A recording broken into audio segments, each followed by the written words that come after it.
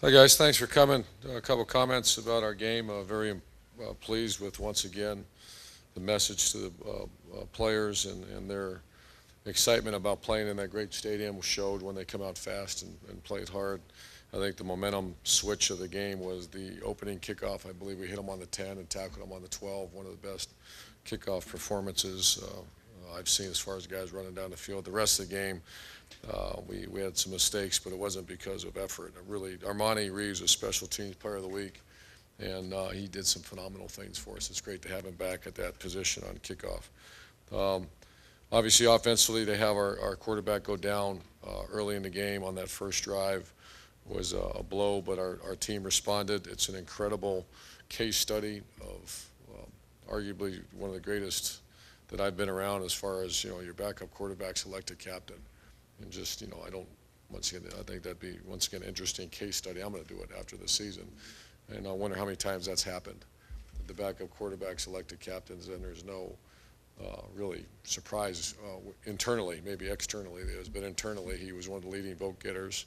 He's a guy that I was talking to Philly Brown the other day, and just there's a lot of respect for Kenny Guyton about everything, the way he handles his business, and where he's come from. Once again, an incredible case study, what Kenny's done for this program in our brief tenure here. But the way they played, he distributed the ball very well. He moved the ball around.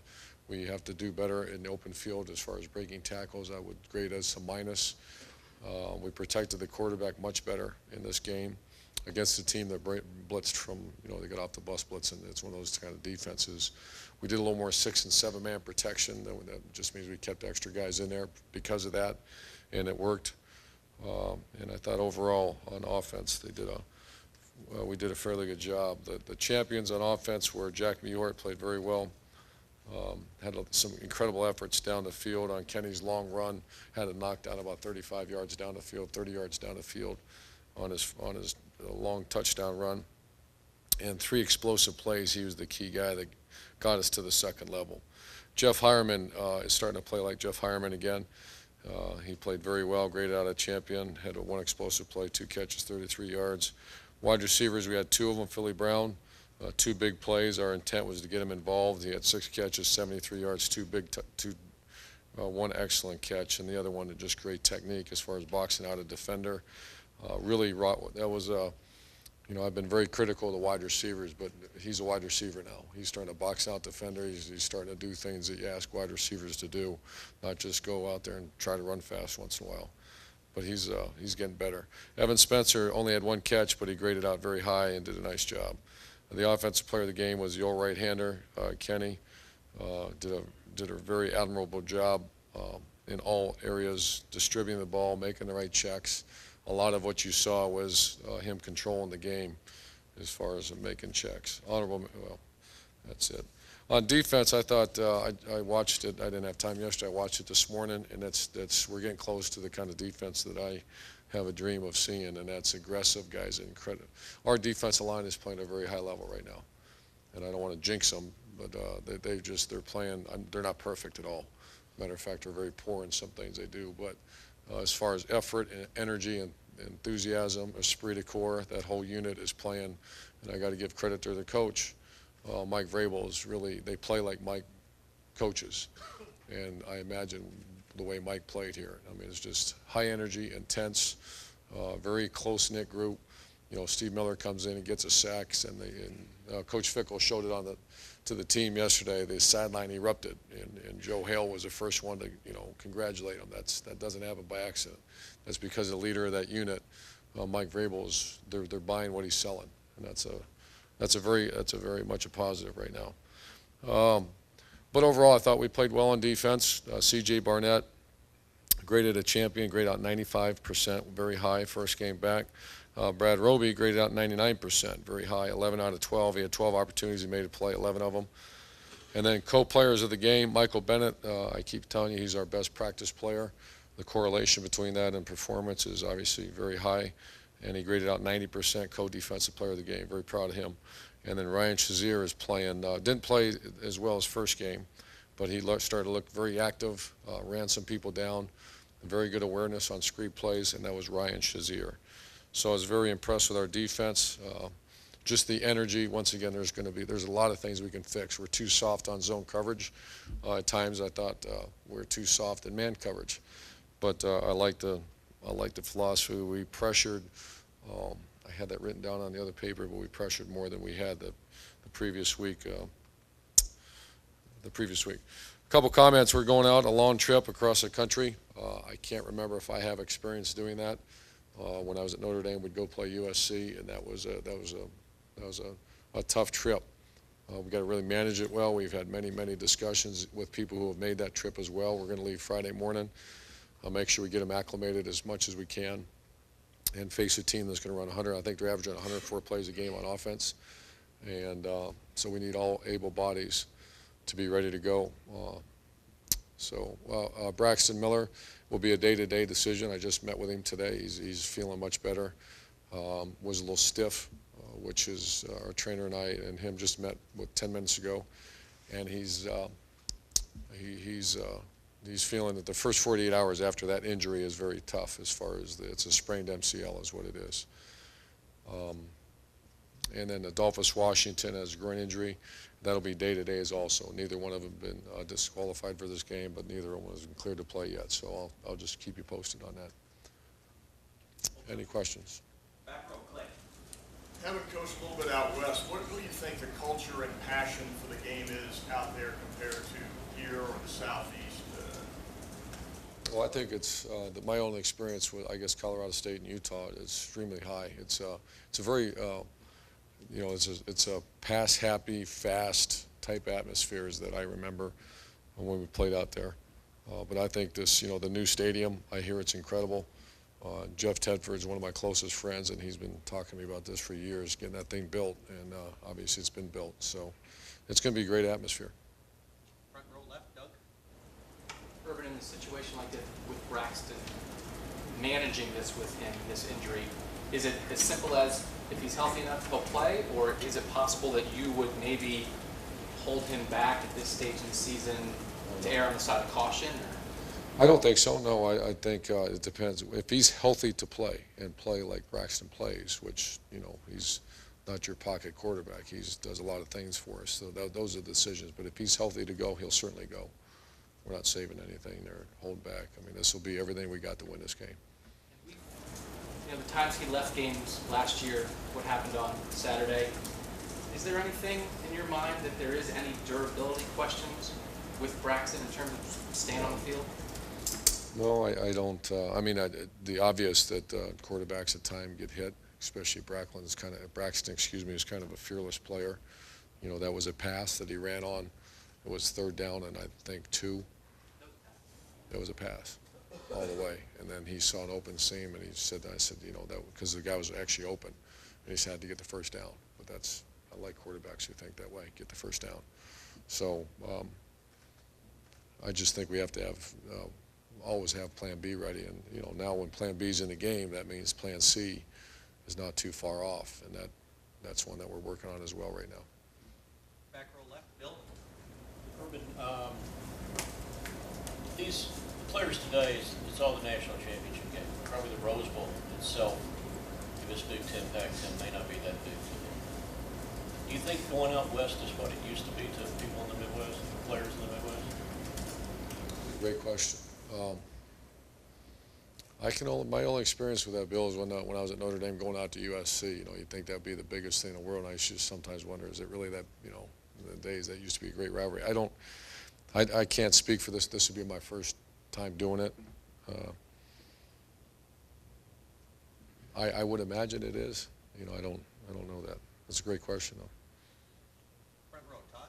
Urban, I know polls aren't real important to you at this time of the year, but any explanation that you have for dropping in the polls, especially after kind of having a relatively dominating win against an opponent with your backup quarterback? Yeah, I don't.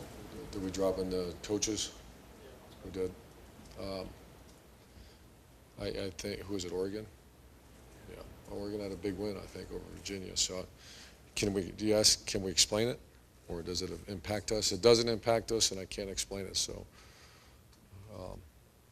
I think at the end, in the end, I think everything's going to work out the teams will be up there. Front row, Bill. Was there any point Saturday where you gave any consideration to Braxton or that was going to play well, just let him go? No, it was 20. It was kind of things went. By the time I had that, maybe get him in the game, it was pretty well. It was 28-0, I think, or it was 21-0. So there was really never that consideration. Like you said, Kenny was managing very well. It was a kind of defense where management was really the key of the whole game, getting us in the right stuff at the right time, and Kenny's real strong at that. So there really was no conversation about that. Braxton standing in the game half like you play, or since then they haven't been ready for Saturday? I'm sorry. And did Braxton on Saturday say anything about, I'd love to get back in there, or has he said since then? Oh that yeah, doesn't wanna yeah. go out? He wanted back in the game, and he feels very strong. I mean, he wants to play this weekend. We'll know more, I think, this after that first 48 hours. Just from I'm letting you know an insider conversation here, but the conversation was we'll know more tomorrow morning. It's after the 48-hour period of this injury, we'll know more. Front row, Tim. Tim Columbus Dispatch. Urban, two quickies. Number one, is Cardale the next guy? Is he plan C at this point? Plan C and D are real close to each other right now. We practiced them both yesterday. I just made preliminary travel plans of them both going, so we're gonna see. That's as of right now, Cardale's the first one in. The addendum to that, but that's JT you're talking about? JT, Yeah. yeah. Has he made tremendous progress since? I mean, just talk about him a little bit. Well, it's hard when you're number 4. You know, he's a guy that doesn't get many reps. He's a very serious guy. He's how I like our quarterbacks to be. He's a real smart player. Had a good day on Sunday. Yeah, Sunday's practice. So he has made progress. How much? You know, he's been running a scout team really for us, so I haven't watched him that closely. The other thing, California's run almost, I think, more than 50 more plays than you guys have in 2 games. Number one, how do they do that, and what is the biggest challenge you think for your defense? Defense would be the ball comes out so fast. It screens, it's quick passes. You don't really have a chance to get to the quarterback. You know, how do you disrupt passing? Is you disrupt the quarterback's flow and all that. So I have not studied them at all on offense yet. I will. Usually that's later in the week as I spend all my time on kicking and offense. I've talked to our defensive staff and rotation of defensive linemen to keep them fresh because they'll wear you out. And after a while, pass rushing is the most, other than running pursuit, where sideline to sideline, pass rush is the most exhaustive thing for a defensive lineman. So just keeping them fresh so we can at least, when they do drop back, try to get a hand or two on the quarterback.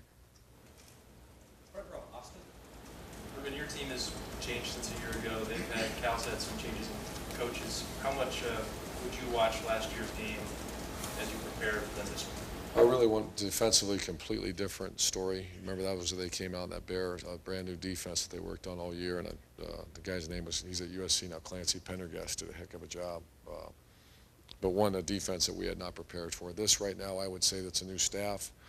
They shot their gun against they had, you know, the Northwestern's a big game, so they're not going to have a new I can't imagine them because they've had some injury issues at safety too. So I think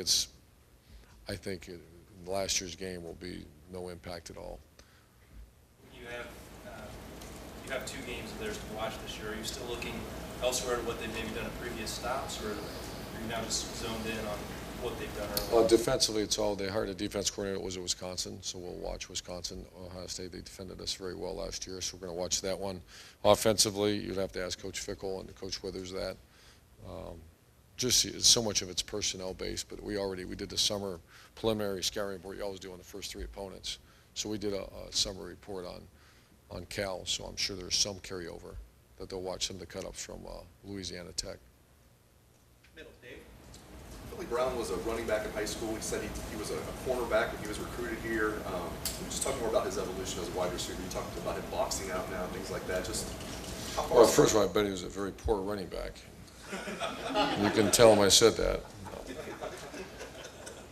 Philly's done a great job. His evolution as a leader and performer in the weight room, the way he's taking care of himself, the way he's mentoring young people, he's fallen into that category of guys that have made a 180 in the way he handles his business academically. I'm a big Philly Brown guy right now, and I was not at all. So when I say that in good faith, that I really appreciate what he's done. So his transition, he's legitimate. He's a wide receiver. He's a wide receiver that I think has a future and maybe playing again after this year. And if you would have said that this time last year, no chance. So I really like what he's done. And it's more what he's done with his work ethic and who he is. I'm very proud of him. I'm sure his family they can see the difference as well. Front row left, Lori. Coach, Lori Schmidt, 97 Brooklyn fan. When a team does something occasional, like you did with your two-point conversions, or what Cal does with their formation where they have the offensive lineman and the fullback in the backfield, how long can you spend preparing for something like that? Because they only do it a handful of times, and yet they seem to be counting on unfamiliarity to get something done there. Well, it's the same reason we did that. We call it the Aztec formation, the one that Kenny scored on. We put all 4 receivers real fast, went out there, and we were going to throw a screen. And that is really something that I believed in ever since we got into coaching, is that you have basically on Tuesday, now that you're in work week, you have Tuesday and Wednesday practice. And you have injuries you're dealing with. Adolphus Washington probably won't practice on Tuesday, so he's going to miss all those reps. And then on Wednesday. On Tuesdays, all first down, normal situation. And then on Wednesday, it's all red zone and third downs. And if you're going to spend your time working on stuff, then you're taking away from fundamentals. You're taking away stopping their 5 base plays, offense and rush and pass. And it's just a pain in the rear end. So they have to work on our field goal. They have to work on this Aztec formation. And then we're going to – so there's a lot of reasons to do it. One is to get a big hit, which we did. And the other one is just to just drive them nuts as far as what they have to prepare for. And those are the same issues we deal with. That's where I think college football is unique. I've talked to coaches that were maybe in the NFL. They don't see this kind of variety of stuff. But I think the creativity in college football is real. So once the season starts, You have 2 work days. Is it all spent on preparing for the opponent, or do you spend any time tweaking what you do and Yes. improving your fundamentals? Yes. 50-50? Oh, that's a great – 51-49, I don't know. Depends if we're lousy, then it's probably 60-40 doing what we do. If we're a functional group of people, then it's more time spent on your opponent. And I'm proud to say that more of our time is spent now on – last year we were trying to get snap counts and ID targets and all that. Now we're enhancing our scheme. Last question. Middle, Jared. Hi, Urban. Just wanted to ask, going back to the California game from a year ago, the Bigelow runs, the 2 long runs that he broke off, can you kind of, did your defensive staff use those as maybe teaching moments? Or was that game maybe a moment where your defense began to evolve into what they are and what they're trying to be, just sort of gleaning from that game? Well, I think, and those are great questions for our defensive staff. What I probably saw a lot like you, because I was so immersed in offense and kicking game and just trying to develop a team, that I just saw very poor tackling and very poor leverage. Those are 2 fundamentals that's like blocking and protecting the quarterback on offense. Those are 2 fundamentals that if it's not good, you get exposed. And we were exposed. That was horrific. That's all if you can ask me, I can't tell you the defense, I can't tell you the play. I just tell you it was very, very poor tackling and very poor leverage on the football. And those things, if you watch our teams play right now, I think Luke and Everett have done a really admirable job fundamentally teaching that, and you can see a big difference.